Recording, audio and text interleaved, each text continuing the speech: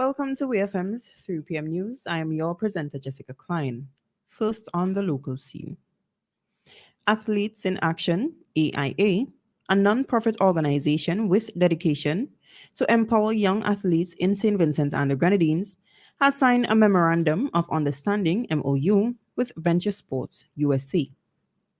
The agreement signifies a commitment to help student athletes reach their full potential and secure athletic scholarships in the United States. Several key initiatives that aim to support the dreams of student athletes in SVG are outlined within the partnership. Under this partnership, AIA will identify interested athletes and connect them to Nexus Global Party LLC Trading as Venture Sports USA via direct contact with Driftwood Dreams Limited. Students will be provided with scholarship assessments, helping to show parents and students what would be possible for them. Students who are deemed eligible for a scholarship will receive support from Nexus Global Party to help connect them with universities. An undisclosed quantity of drugs was seized from a Vincentian cargo boat at Queen's Wharf in Port of Spain. According to the Trinidad and Tobago Guardian, officers from the Customs and Excise Division and the TNT Police Service acted on intelligence received and swooped down on the cargo vessel where they conducted a search. The vessel, Admiral B number 3, Kingstown, is currently docked and was loaded with fruits and vegetables. The officers allegedly found the drugs hidden among the goods in boxes and crocodile bags. The entire crew is expected to be detained for questioning. Still on the local scene, Zaire Howard, a Vincentian living in the United Kingdom, was found guilty of murdering a pensioner before stealing £13,000 from her bank account in a massive spending spree with his girlfriend. According to reports, the 23-year-old handcuffed and strangled Susan Hawkeye, age 71, in order to obtain her bank card PIN. Miss Hawkeye's decomposing body was found 20 days after the incident under a duvet in the living room of her home in Neasden, northwest London. Reports further state that her hands were taped and tied behind her back, her eyes were sealed shut, and the ligature was put around her neck. Her hands were taped and... Let me take that again. Howard and his girlfriend, Chelsea Grant, age 28, who lived nearby, reportedly robbed Miss Hawkeye on many occasions before the murder in September. The couple agreed to fraud by false representation in connection with their use of Miss Hawkeye's bank card, and Howard pled guilty to one of the crimes. Following a trial, Howard was convicted guilty of murder, but Grant was not found guilty. On the regional scene, U.S. Coast Guard has said that 5,600 pounds of illegal drugs were seized and 8 suspected drug traffickers were apprehended during a 29-day patrol in the Caribbean Sea by the cutter Vigilant.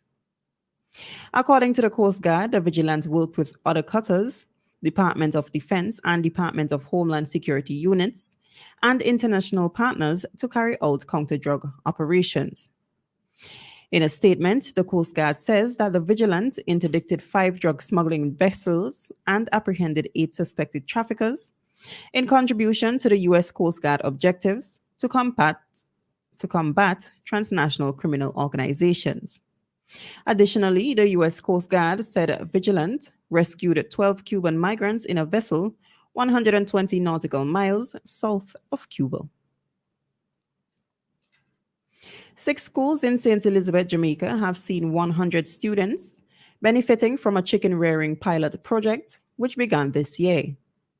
On Tuesday, Member of Parliament J.C. Hutchinson, while providing information in the House of Representatives, stated that students who were recommended by teachers received baby chicks and feeds. He noted that students were required to rear the chickens for themselves, which involved feeding the birds, providing them with water and clean coops. According to Hutchinson, the objectives of the project were to promote agriculture as a viable enterprise, ensure food safety and security, teach the students to be responsible for their own assets, enable them to earn and manage their own finances, and contribute toward their educational expenses. The MP, who is also the Minister of State in the Ministry of Science, Energy, Telecommunications, and Transport, further indicated that the principals of the schools with students involved in the project deemed it as a huge success and have requested its expansion. Finally, on the international scene, a comment made by UN Secretary General Antonio Guterres about the Gaza war at the Security Council has caused Israel to react angrily. On Tuesday, the Secretary General stated that he condemns Hamas's deadly attacks in Israel 2 weeks ago, but that it was important to recognize they did not do it in a vacuum. Israel's ambassador Gilad Erdan accused him of justifying terrorism and demanded his immediate resignation. Mr. Guterres on Wednesday rejected misinterpretations of his statement. He said, "I am shocked by the misinterpretations by some of my statement yesterday in the Security Council, as if I was justifying acts of terror by Hamas. This is false. It was the opposite," he added. Additionally, Guterres said, "I believe it was necessary to set the record straight, especially out of respect to the victims and to their families." This has been WEFM's 3pm News. I have been your presenter, Jessica Klein. Join us again at 5:30 p.m. for WEFM's Evening News, and we thank you for listening.